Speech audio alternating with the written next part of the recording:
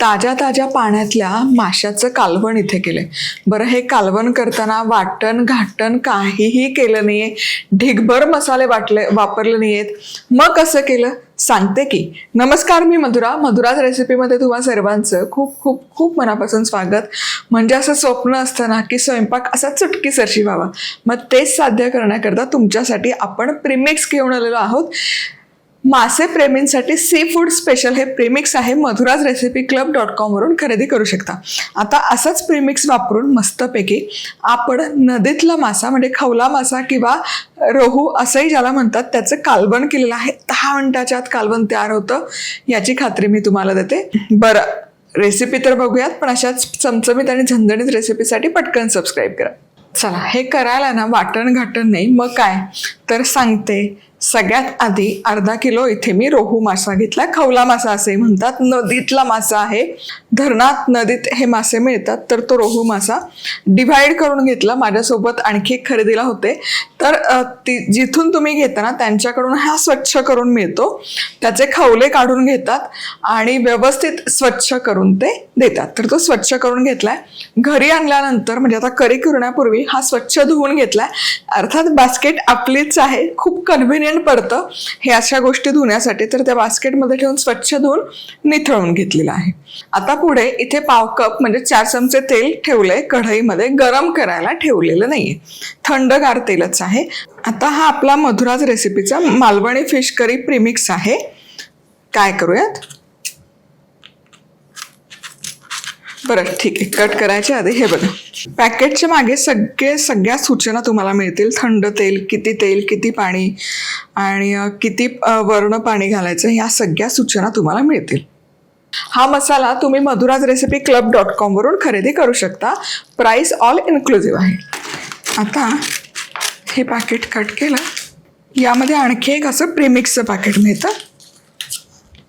हे पॅकेट फोडूयात. थंड तेलामध्ये घालायचं. तेल गरम केलं नाहीये, पुन्हा सांगते. आणि यामध्ये 4 चमचे म्हणजेच पाव कप पाणी घालायचं. आता हे मिसळायचं आणि गॅस सुरू करूयात. इतकंच करायचं, याच्या पलीकडे काही करायचं नाही. आता मध्यम आचेवर या मसाल्याला तेल सुटेपर्यंत एक 4-5 मिनिटं फक्त परतून घ्यायचं. आहा, काय कमाल सुवास तरवळतो. आणि रंग बघा, मस्त रंग आलाय आणि सुवासही कमाल तरवळतोय.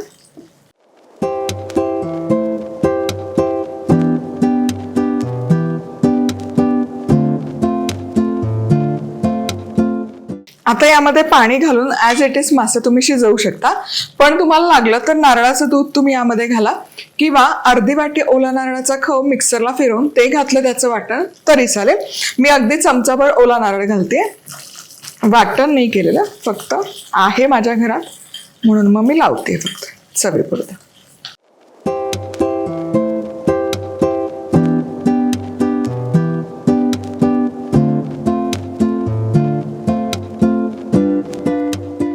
आणि आता यामध्ये 2 कप गरम पाणी म्हणजे 400 ml गरम पाणी.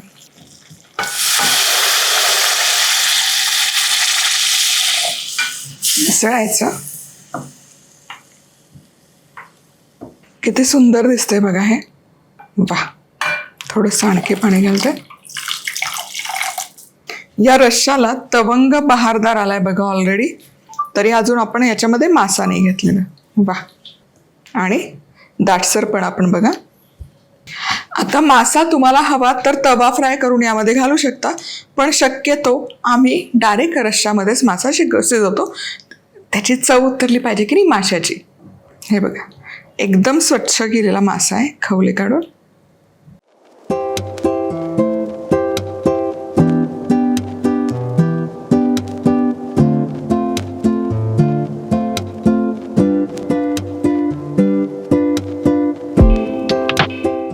मिसळायचं. वा वा वा, रंग बघा, तवंग बघा, टेक्स्चर बघा, क्या बात आहे. तर मासा शिजायला आहे ना फार वेळ लागत नाही, त्यामुळे मध्यम आचेवर 10 मिनिटं झाकण न ठेवताच याला उकळी काढणार. आहा हा, 10 मिनिटं छान शिजवून घेतला. इतर काहीच घातलं नाहीये. तुम्ही बघा रस्सा काय अप्रतिम दिसतोय, तवंग भारी आलाय, जसं फिश करी लागते अगदी तसं झालेलं आहे. आता यामध्ये थोडीशी कोथिंबीर बारीक चिरलेली.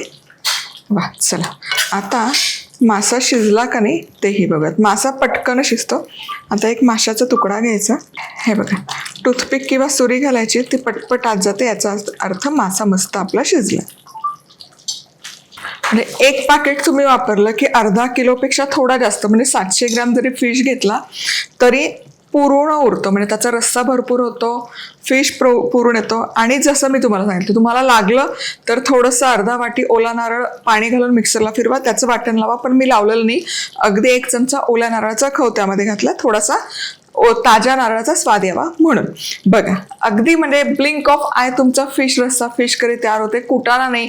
मुख्य म्हणजे घरामध्ये ना अर्धी म्हणजे नॉनव्हेज खाणारे, अर्धी व्हेज खाणारे असतील तर पाकिट उघडा, फोडा. फोडणीची पण गरज नाही, तेल पण तापवायची गरज नाही, इतकं सोपं आहे. चला, रेसिपी आवडली तर लाईक, कमेंट, सबस्क्राईब. पुन्हा भेटूयात. तोवर मस्त राहा, खुश राहा, आनंदी राहा, सगळ्यात महत्त्वाचं खात राहा.